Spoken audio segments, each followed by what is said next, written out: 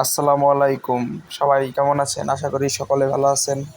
গত বছর আমাদের খামারের সামনে একটা আনারস গাছের চারা লাগিয়েছিলাম। বাসার সবাই বলেছিল আনারস ধরবে না। আল্লাহর রহমতে এবার আনারস ধরেছে। এখানে আনারস ধরবে না বলার একটা কারণ আছে। কারণটা হলো আমি যে গাছ লাগিয়েছিলাম সেটা কোনো চারা ছিল না, সেটা হলো আনারসের উপরের অংশ পাতার মতো। আমি মূলত ওটা লাগিয়েছিলাম। যাই হোক, আমাদের খামারের যে কোয়েল পাখি এনেছিলাম সেগুলো ডিম দেওয়া শুরু করেছে। আর এটা যে একজন খামারের কতটা আনন্দের সেটা বলে বোঝানো অসম্ভব। কোয়েল পাখিগুলো গত 3 দিন ধরে ডিম দেওয়া শুরু করছে। ডিমগুলো সংরক্ষণ করে রাখা হচ্ছে। কিছুদিনের মধ্যে এই ডিমগুলো আমরা বাচ্চা ফোটাবো ইনশাল্লাহ, সেটা আপনাদের দেখানোর চেষ্টা করব।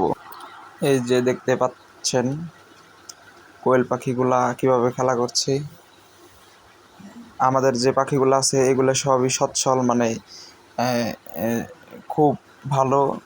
এগুলোর জাতগুলা খুবই ভালো, মানে রোগ বালাই কম হয় এই জাতগুলার।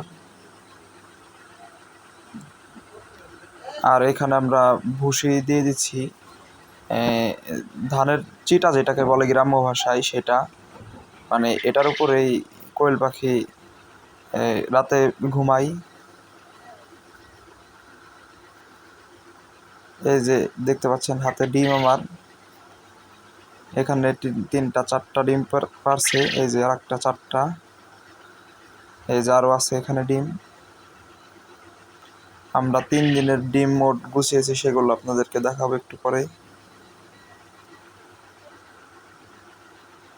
এখানে একটু আগেকার কিছু ডিম আছে।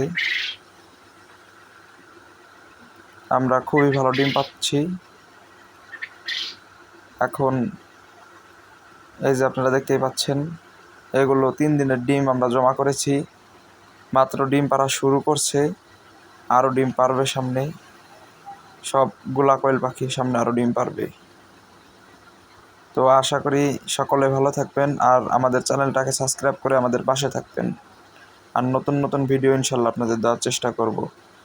সবাইকে আসসালামু আলাইকুম।